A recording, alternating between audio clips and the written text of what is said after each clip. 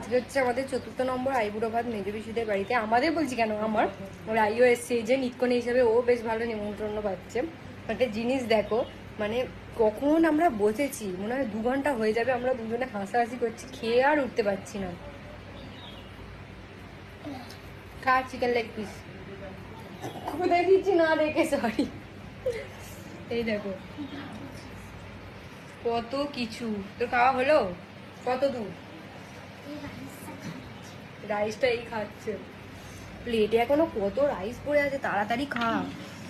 খেয়ে আর উঠতে পারছি না, মানে কখন খেতে বসেছি।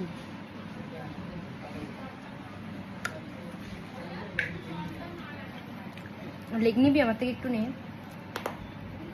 কত কিছু রান্না করেছি শুধু দেখো, স্যালাড তো কাটা আছে, বাদ দাও স্যালাড রান্না না।